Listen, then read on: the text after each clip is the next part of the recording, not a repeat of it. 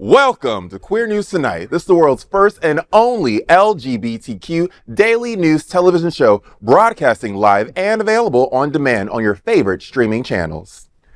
We are proud to announce that YouTube has recognized Queer News Tonight, certified by analytics company vidIQ, as the world's most popular LGBTQ streaming news show. Our queer stories have reached over 10 million views. We're proud that we have more than 1,000 new subscribers in the last month, and that Queer News Tonight has more YouTube subscribers than any other LGBTQ brand in Florida. Over 500,000 of you have watched this show in the last 90 days. We thank you for watching and supporting our voice in the LGBTQ+ community. There is no other news program in the LGBTQ world like Queer News Tonight. It is Wednesday, January 22nd. We are live and literally out of the closet and into the headlines. So many of your important stories we will tell this evening on Queer News Tonight.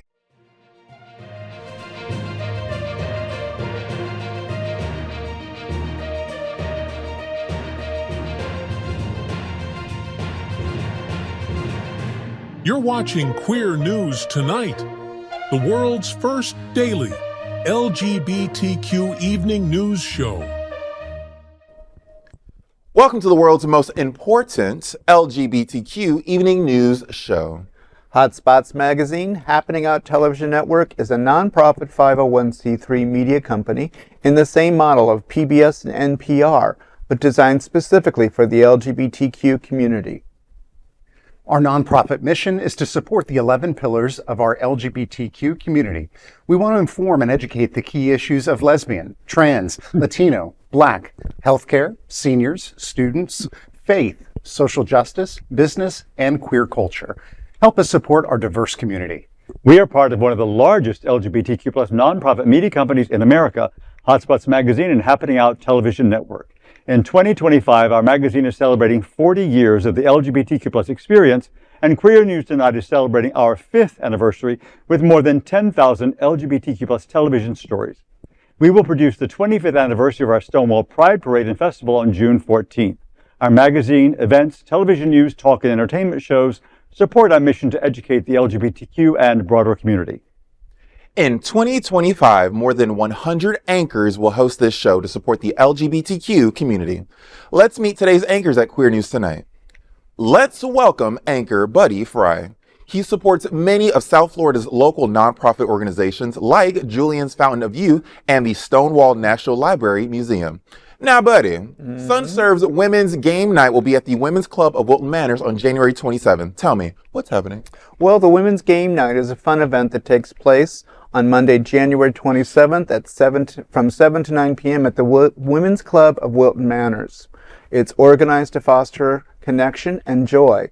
This free event promises an engaging evening of music and food and games and drinks. Open to all women, it is a unique event that encourages and the support of the women's community in Wilton Manors in South Florida. Please don't miss out on this delightful evening of entertainment and camaraderie. Secure your spot, get your tickets. Participants must RSVP to sunserve.org/games. This looks like a good time. It could be. I mean, it's good because you know how the women's community is in the gay community. It's always kind of marginalized. Yes, but I'm just saying it's kind of like missing in action. You don't see a lot of women gathering. Lesbian bars are the lowest. They've been closing like right and left. Exactly. So I think this is a wonderful opportunity to give the women a chance to reconnect and maybe, meet a few new people. An incentive to come out and rejoin, revitalize the community. Yeah. No, I think it's an amazing event. And especially during this trying, particularly challenging time. Absolutely. Yes. I love women. I love games, and I love the nighttime, so this sounds perfect. Yeah. I think everybody should show up. Queer News Tonight looks forward to seeing you at SunServe's Women's Game Night on January 27th. Let's welcome anchor Mark Pettitt. Mark helped coordinate the very first gay pride parade on the continent of Antarctica so long ago. He is a former Mr. Sawmill Leather Sir and runs linksbyluke.com with his husband, and will shortly, but not soon enough, be moving to the UK with his husband, Luke Mark. The Palm Beach Pride Parade and Festival is returning this year on March 29th and 30th. Tell me, what's happening? Well, Palm Beach Pride 2025 is the premier LGBTQ event in Palm Beach County. It's going to take place March 29th and 30th this year, 2025, from noon to 6 p.m. at Bryant Park. That's Lake Worth Beach. Drawing over 30,000 attendees from South Florida and the Treasure Coast, the event highlights LGBTQ visibility and unity. Festivities include a lively parade on Sunday, March 30th at 11 a.m., alongside performances and family-friendly entertainment. Palm Beach Pride is organized by Compass LGBTQ Community Center, and Hotspots Happening Out is a very proud sponsor. Tickets are $10 pre-sale or $12 at the gate. So for further information, visit compasslgbtq.com. I have been going to Palm Beach Pride probably since I moved here a long time ago. And Links by Luke has been there for about 4 years. It is our absolute favorite hometown pride, and will be the last time that we are here in person for it. So coming out and see us or pay for international shipping. You better use that sympathy to get some sales. You better use that sympathy to get some more sales. Come on now. Right. I love hearing stories like this because we need pride on every corner of South Florida at this point. Every avenue, every lane, every street needs its own pride. Every back alley. Every back alley that you aren't habitating needs its own pride. We need it absolutely everywhere. So I'm so excited for stories like this. Now, Queer News Tonight looks forward to seeing you at Palm Beach Pride Parade and Festival on March 29th and 30th. Let's welcome anchor Dale Stine, a celebrated photographer in the LGBTQ plus community. And as one of his former models, I can say he does great work. He is the director of music ministry at the famous Unity on the Bay and a moderator of Miami Gaythering. Dale, Ujima Black Art Awakening Call for Artists is on January 27th, and the main event will take place on February 1st at the Pride Center at Equality Park. Tell me, what's happening? The Black Art Awakening will take place on February 1st, 2025, this year at the Pride Center at Equality Park. Celebrating Black History Month and National Black HIV/AIDS Awareness Day, this transformative event emphasizes visibility and advocacy against HIV and AIDS disparities in the Black communities. Black LGBTQ artists are invited to showcase their work, amplifying voices through art and culture. Submissions are open until January 27th of this month. The event underscores the ongoing need for awareness and equitable healthcare access and begins a celebration of the queerness of Black History Month. For details, visit ujimamen.net. Yes, I think it's a great way to create awareness and start the Black History Month celebrations, which I believe we should really be celebrating all year, quite frankly. But Candor. I think it's, the more emphasis we can put on that, highlight Black artists, I think the better it is. So I'm all for this event, and I think it's going to be fantastic. Yeah, I think especially with the U.S. pulling out of the WHO, it really does make a lot of sense for people to be paying much more personal attention to our health care, to our well-being, and how we're taking care of our community members. I think this is an important event. So our local organizations and the communities are going to have to really rally to make up for that difference that you bring up. Yeah, it's a really good point. We all like Black people here, right? Of course. Good, and you should Present too. company included? Especially. Queer News Tonight looks forward to seeing you at Ujima Black Art Awakening on February 1st. And of course, let's welcome tonight's premier, world-famous, regionally renowned, Not just tonight's lead anchor, Bonnie Builder. She is the premier South Florida bodybuilding drag queen and the forever reigning Mix Marries Wilton Manors. Bonnie Builder, Sunday Funday has returned to the Gaythering South Beach. Tell me, what the hell's happening? Well, I can tell you because I'm one of the hosts for it. Sunday Funday has returned to the Gaythering South Beach from 2 p.m. to 8 p.m. That's how long the happy hour is, and we'll be hosting games from 2 to 6. The Gaythering is one of Florida's largest and most recognized LGBT hotels located in the heart of Miami's South Beach. Now, if you love handsome men, if you love gorgeous drag queens, if you like your drinks wet, and strong, just like your men, the Gaythering is where you want to be on Sundays. So the this Sunday Funday is actually in conjunction with a volleyball league that the Gaythering is sponsoring. So the boys get real sweaty in the morning playing volleyball in South Beach, pretending to play sports. Yeah. And they come over to the bar To do the water where I force them to strip naked and play stupid games for drink tickets. It is wild what gay people will do For a drink. For a drink ticket. It is the humiliation that they will undergo. It's such a good time. And I usually get the men to take their pants off in most cases, but especially at Sunday Funday at the Gaythering. So, Queer News Tonight looks forward to seeing you at Sunday Funday at the Gaythering from 2 to 8 o'clock. Now let's dive deep into this big LGBTQ story for today. I'm Bonnie Builder, and let's queer up politics. Supreme Court will decide parents being able to object to LGBTQ books. The U.S. Supreme Court has agreed to hear an appeal from parents in Montgomery County, Maryland, challenging the use of LGBTQ-themed storybooks in elementary schools. The parents argue that being unable to opt their children out of such lessons violate their constitutional religious rights. Books in question include stories like a girl meeting her uncle's husband-to-be, a prince falling for a knight, and a transgender boy sharing his gender identity with his family initially. Initially, parents were allowed to opt out of these lessons, but the school district later reversed this policy, sparking protests in 2023.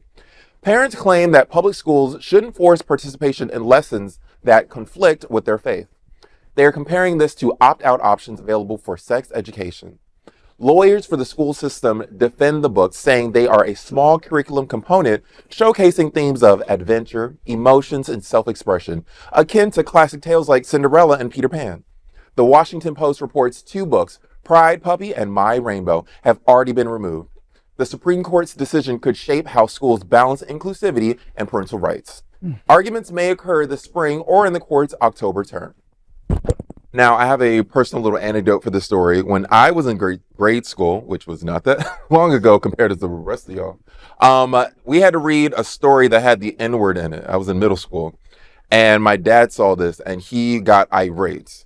He wrote a letter to the school, and I can't remember what happened. It's got all a little blurry, but it's a book that's famous, like Huckleberry Finn, something like that. Yeah. They had like a full use of the N-word, with the hard ER, and he got upset.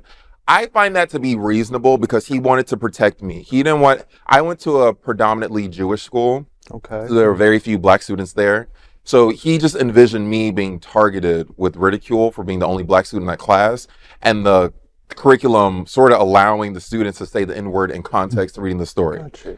That makes more sense than this foolishness right here. Mm-hmm. You don't want your children to read stories just because there are queer themes throughout. Characters. We're all gay in some way, shape, or form. And we grew up in different times, but we all grew up watching hetero straight stories, hetero straight love things and things like that happening all the time. And we still turned out queer. Didn't work. It did not work.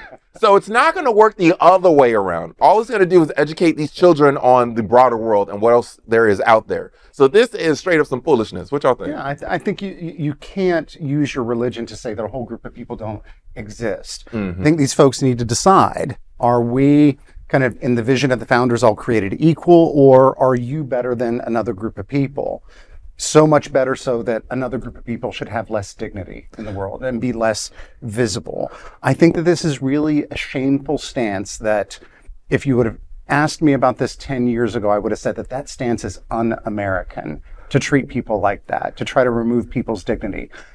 I don't know that I can say that that's un-American anymore. This is who we are. Yes, right. But not all of us, but this is who we are. But at the same time, what my question is more so in terms of how many books are being offered and how many books have this theme? This content? This content. Yeah. And if it truly is one or two, you're making a mountain out of molehills. Secondly, it is not a religious school. It is a public school. If you want religious education, you go to Sunday school, or for a Jewish child, it would be whatever day of the week, or you go and there are religious schools. There are schools that are in and then you go to an all Catholic school or all Protestant school, and pay for it yourself. And pay for it yourself. But It is what it is. And these are also, I get the sense that these are characters within stories. It's not a storyline like, oh, be gay, do this. And it's really not about a promoting or a recruiting, although I'm fine with that. And at the same, and it's also a 12-page book. It's not like it's Huckleberry Finn at 223 pages. Right. You know, it's 8 pages, or 12 pages, 20 pages.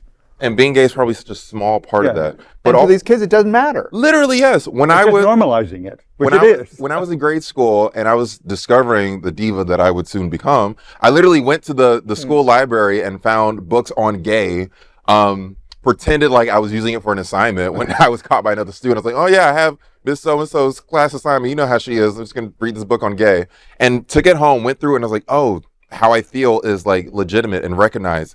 So even for the queer students in that school, this is so empowering to have books like this that reflect who they are and affirm their feelings. To have that taken away just tells these students who you are is not okay.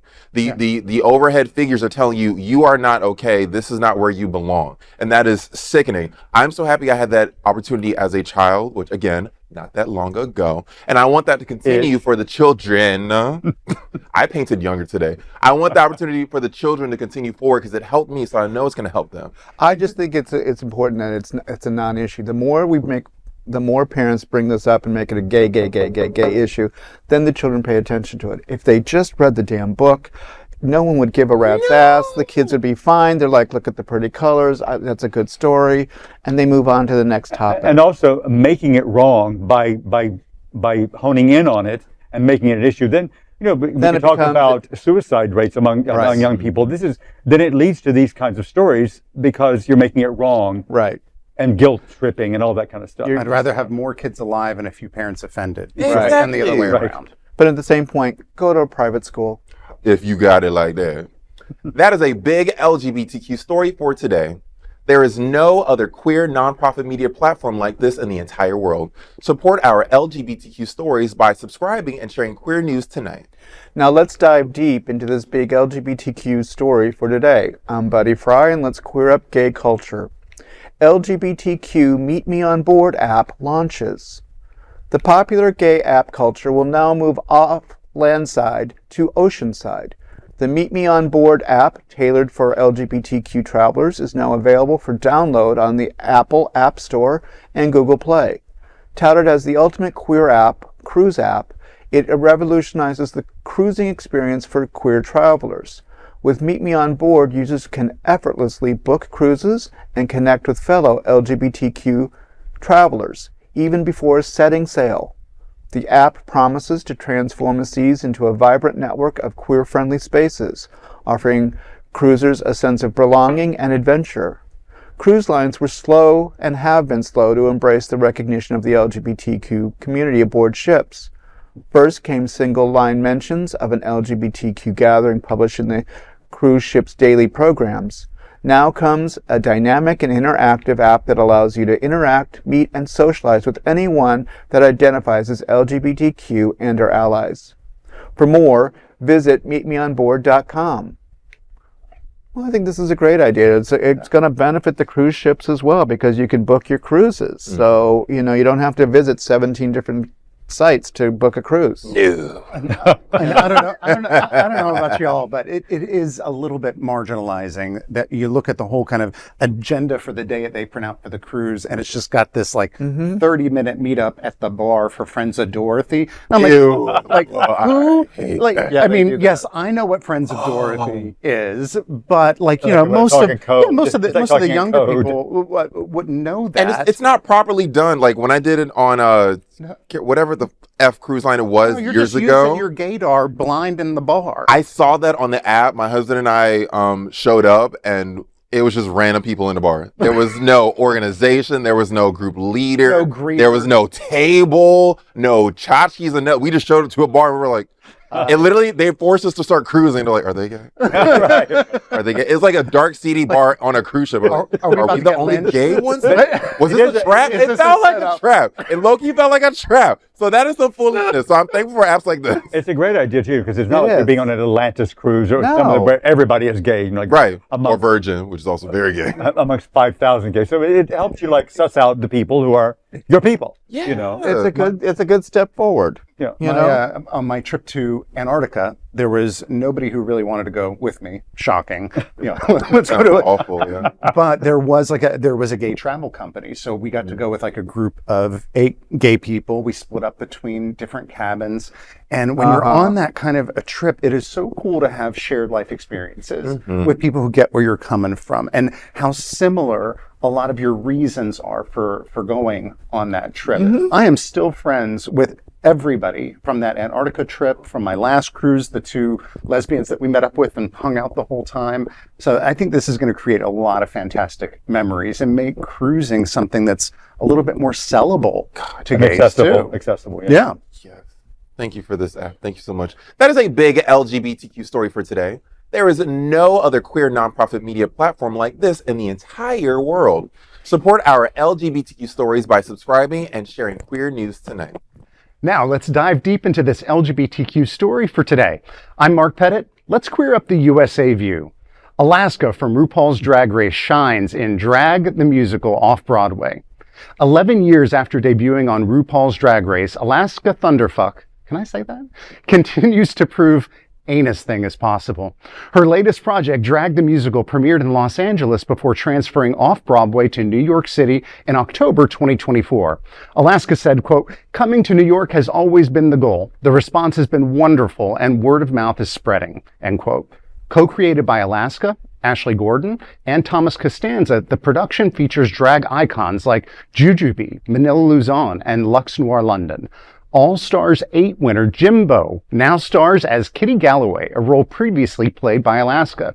Theater legend Liza Minnelli has also joined the team as an executive producer, calling the show a work of art. Alaska recalls Minnelli's involvement fondly, saying, quote, "She's truly iconic," end quote. Alaska praises the cast's camaraderie and the dedication of non-drag actors like Nick Adams, who mastered drag makeup alongside seasoned queens. Alaska's creation and participation in this entertainment production is rare in the drag community, as it moves her to a behind-the-scenes role for producing and directing. Drag the Musical is now playing at New World Stages. For tickets, visit dragthemusical.com. I was so happy when I got this damn story. We actually went to New York for a trip and got to see this in opening preview nights with Alaska, Nick Adams, not Jimbo, because he's a fairly recent addition. I don't think I've ever had so much fun. Oh, really? And I've seen some Broadway shows. They're all fantastic, but this one you were just rolling and the whole audience right along with you. And it's the kind of show too at this New World stage where they're coming out into the audience. So you've got characters wandering around. You're like, who's that drunk guy? Oh no, he's a character in the story. If you get a chance to see this at the New World theater stage, go for it. Wow, that's super cool. I mean, that you saw it. I think that's pretty cool. Yeah, it's like, oh, my story. Rub it in a little bit. I didn't get that invite. Antarctica, Alaska, I just do everything. The only drag queen you know I could go. Okay, that's fine. I love that. You should send your resume. You know what? I would love to be a part of the production, Alaska. I love attention. I don't know if I can sing all that well, nor dance or act, but I do well on stage in front of people. I've heard great things about the show. I've seen clips about it for months on Instagram. Yeah. Alaska is a powerhouse drag queen, and the fact that she ups the game for what drag queens are capable of doing. Got Liza Minnelli involved in this project. Right. I worked for it. That is incredible. Yeah. To have non-drag performers and actual drag performers in this production. And I believe also like not all the drag queens are Ru girls. She has like some good local talent. There's a kid in the show as well. That's I could do without that. But I love drag queens. I believe Blue Lagoon is a New York powerhouse drag queen who's also in the production. If you want to hear a drag queen who can actually sing without auto-tune, listen to Miss Blue. She is incredible. So I'm very excited for this. It's a very cool thing. Yeah. That is a big LGBTQ story for today. There is no other queer nonprofit media platform like this in the entire world. Support our LGBTQ stories by subscribing and sharing queer news tonight. Now let's dive deep into this big LGBTQ story for today. I'm Dale Stine, and let's queer up entertainment. An intimate look at the affair between Marlon Brando and Tennessee Williams. A mission pillar for Queer News Tonight is to keep our history before our eyes and ears today. One interesting example is one of history's most notable writers in a relationship with one of history's greatest actors. Tennessee Williams once said of Marlon Brando, quote, "He was just about the best-looking young man I've ever seen," end quote. That first meeting in 1947 at Williams' Nantucket summer home set the stage for one of the most iconic collaborations in theater history. It also inspired Greg Ostrin's new off-Broadway play, Kowalski, now captivating audiences. At just 23, Brando was a struggling actor. He reluctantly agreed to one gig and took money from Elia Kazan for a cab fare to head to Massachusetts to read for Williams. He saved the money, however, and hitchhiked instead. When he arrived, the house was flooded. Brando unclogged the flooded pipe at Williams' house and then began the reading of A Streetcar Named Desire. That night, filled with creative sparks and unspoken tension, changed their lives in American theater forever. Now, Kowalski dives into the genesis of Streetcar and the behind-the-scenes dynamics that brought it to life. It promises to shed light on the enigmatic chemistry between these artistic icons. Tennessee Williams was openly gay, and Marlon Brando had many notorious bisexual relationships, and there was much speculation about their relationship. But for young Marlon Brando, it was 1947, and his public image was perceived very differently than that of a writer. We can imagine the history. You can catch Kowalski at the Duke on 42nd Street in New York City till February 16th. Tickets are now available. Well, I think this is quite fascinating because, it's old school Hollywood drama, and I think it's really wonderful. And Marlon Brando was just gorgeous. And we've long read and heard about, well, many of us of a certain age, perhaps not you, child, about this affair. Right. And the many affairs that the both of them had. Right. But I think this looks to be fantastic, and I'm eager to see it. I love the start of the story. Just came over, cleared out those pipes. Right. Unclogged the pipe. Started flying. But we were just talking about a story last week with Frey, with Coleman Domingo. Fantastic actor who is, in an interview said, it's kind of weird that people call me a gay actor. You don't call straight actors. Why do you do this? But I think this is why it's so important to identify, so that when people are looking back on history, even if you didn't have a big uphill struggle to get where you are, identifying as LGBTQ makes an enormous difference in the lives of people who are looking up to you and generations that will come. Especially in those years when it was you just simply could not be out and have a career. I mean, look like Rock Hudson, for example. But now look at how different it is now, like with Jonathan Bailey. So out, and doing these parts that are heterosexual and being very successful at it. Yeah. But at the same time, Marlon Brando didn't deny his relationships. He just didn't speak of them. He just didn't speak of it, right. And everyone knew. I mean, he had a famous lifetime affair with Wally Cox.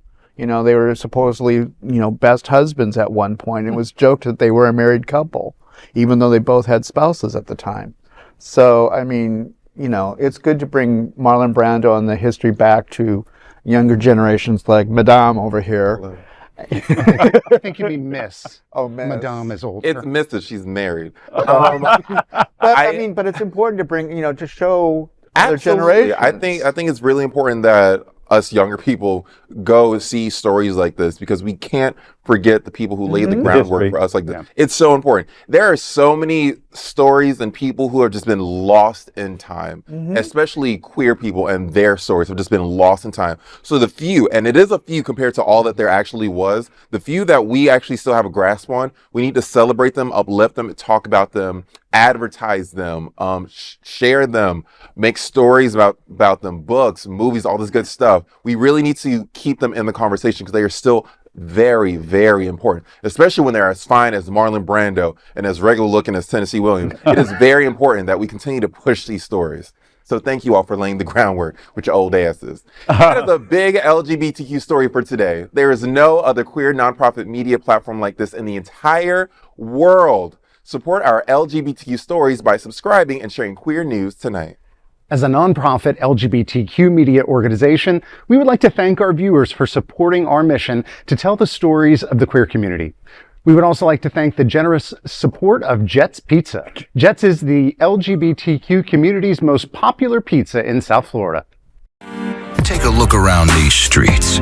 Do you really think we woke up one day and said, yeah, the world needs more pizza? Nah, just a better one. Better, like the world's best pizza, Jets Detroit-style pizza. hand-pressed and baked to the thickest, crispiest crunch. You're welcome. Now visit jetspizza.com and save. Click on hot deals for special offers in your area. Jets, better because it has to be. Now let's dive deep into this big LGBTQ story for today. I'm Buddy Frey, and let's queer up travel. Visit Lauderdale invites you for Gladys Knight's performance at Hard Rock Live on March 6th. Legendary soul singer Gladys Knight is bringing her timeless voice to Hard Rock Live at Seminole Hard Rock Hotel and Casino on March 6th. With a career spanning over 6 decades, the 7-time Grammy Award winner remains a powerful voice in music and entertainment. She's known as the Empress of Soul. Knight's artistry has garnered #1 hits across pop, gospel, and adult contemporary charts. Her influence extends to film, television, and electrifying live performances. Don't miss your chance to experience her enduring legacy firsthand. Tickets are available now at visitlauderdale.com.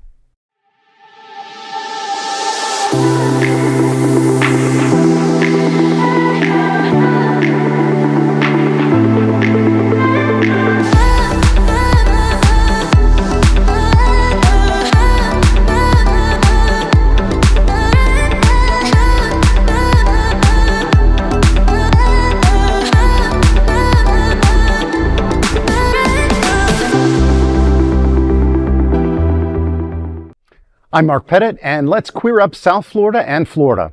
My Hollywood Pride comes this year on January 26th.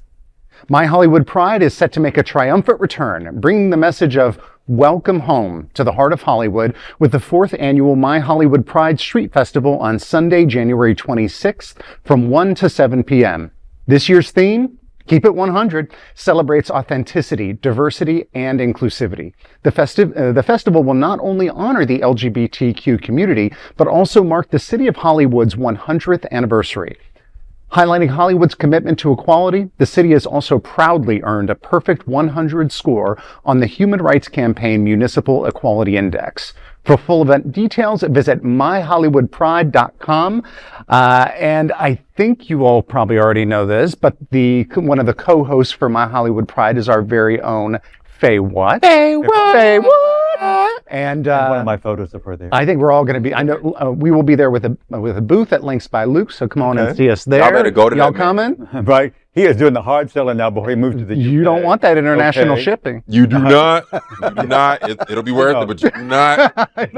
But so back to My Hollywood Pride. Yes. I've been every year. I don't know if you've been. Have you been every year? Yes. Because this will be the 4th one, as we said. And it's so cute and sweet and family driven and inclusive and just feels very local, but at the same time feels elevated.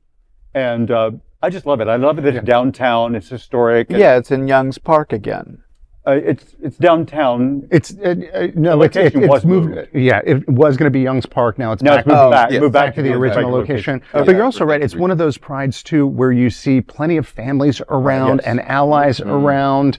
I was very surprised when like straight people were coming up to the booth and buying like gay pride stuff just to be an ally and just to show their friends that they supported them. Now I got to give a shout out to my friends House of Trouble, who are also in participation with the Hollywood Pride event. I know that they actually helped bring out a lot of the entertainers for the event. So I want to give a shout out to my friends Jorge and Hector. They do the work. They're everywhere. They do the work. Mama, when I tell you they keep me booked, they keep me paid. I can buy more wigs for all these the gala, all these things. They're really out there and about. Yes, they do. So it is a gorgeous wig, Bonnie. It is a gorgeous wig. Look at the glitter. Oh my God, thanks so much. So shout out to House of Trouble. Shout out to Hollywood Pride. It's going to be a fantastic time. Those are today's headlines from Queer News Tonight. These anchors represent the best of our LGBTQ and ally community. If our community is important to you, share this news with your friends and family. Join the conversation on your favorite streaming platform. Queer News Tonight is the only live LGBTQ digital television show in the world that is out of the closet and into the headlines. We need your support. If our community is to grow and then thrive, we must tell our stories and bring them to the attention of the broader world. This is the only place in the world that tells these types of LGBTQ+ stories in motion and sound. That is the passion of Hotspots Magazine, Happening Out Television Network, and Queer News Tonight. I am the most beautiful anchor there ever was, Bonnie Builder. And on behalf of these LGBTQ reporters, the anchors of Queer News Tonight, including Buddy Frey, Mark Pettitt, and Dale Stine. We will see you daily at 8 p.m. To our LGBTQ world, we hope you will join us by embracing love, generosity, bravery, be transformative, and queer. Good night. Good night.